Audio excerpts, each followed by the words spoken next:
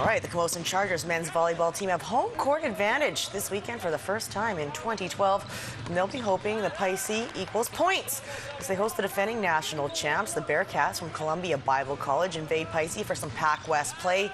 And a victory, well, that's a tall order. Quite literally, this year's Chargers are carting out a lineup full of 6'7" and 6'8" swingers who punish the ball. We got a really tall team. We haven't quite taken advantage of it like we can, but as I said, it's a process, and now's the time when we got to start really using our height. You guys are intimidators out there. Well, it's a man's sport. Come on. I mean, let's face it. Like, the object here is to kill the ball. You can't be passive and kill it. It's all about max aggression every single time. And sometimes you got to wipe the floor, the testosterone off the floor, and that's a good thing. I heard Bearcats make good mops. Well, it's been a couple years since the Chargers captured the provincial title, and while they currently sit in 6th place, this team should be taken seriously. Charles Parkinson's Chargers have traditionally made their moves late in the season and get great joy by taking the other teams by surprise. Some call it peaking at the right time. Others may call it good coaching. The goal of every coach is not to have to coach, right? It's to get your team into such a place where you're just kind of steering, you're making these really small corrections, that the team has its own energy and its own momentum. And that's what takes a long time.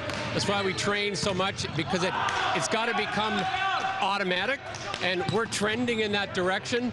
This team has been there in the past where I didn't have to do much in the end, and that's what we're trying to get right now. So I'm in their face a lot right now, hopefully less and less as we move towards the playoffs.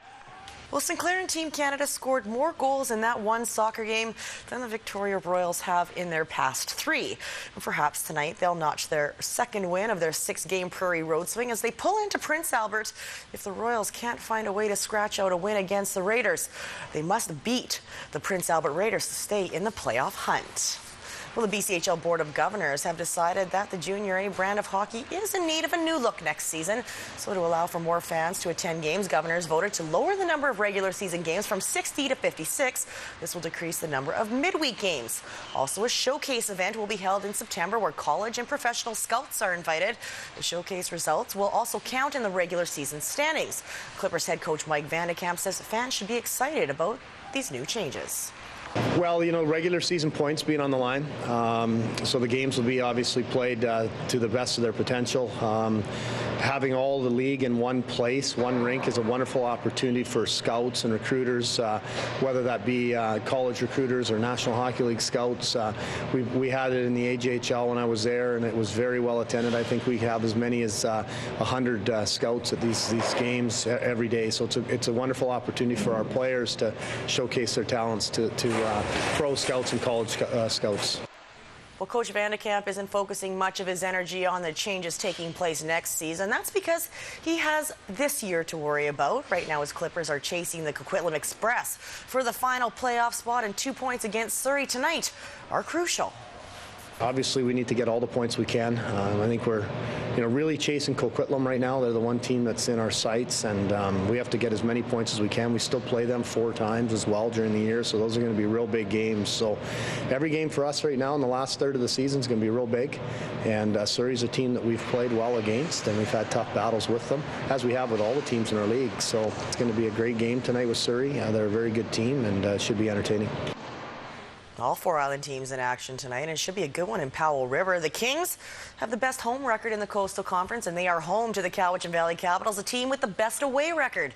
The Alberni Valley Bulldogs host a red-hot Merritt Centennial squad that has gone 8-0-1 in their last 10 games, and the Coquitlam Express roll into Colwood to face the Victoria Grizzlies. Jordan Cunningham is going to have those highlights and all the results at 11.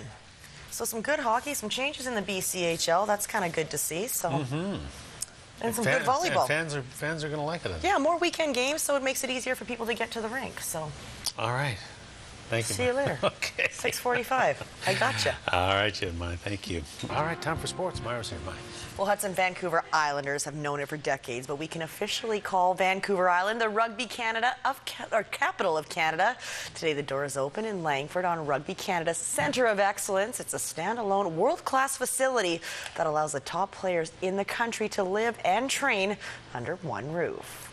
And what a great foundation to bring our athletes in, the men and women from the 7s rugby program and 15s, and go out and compete on the world stage.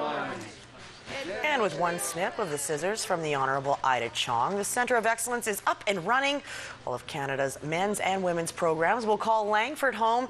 It holds everything from administration to training to customized medical services and, of course, room to house all that expected hardware. The adjacent field at City Centre Stadium will be home to international matches from the men's and women's 7s and 15s and represents the boldest step forward for this sport in the country.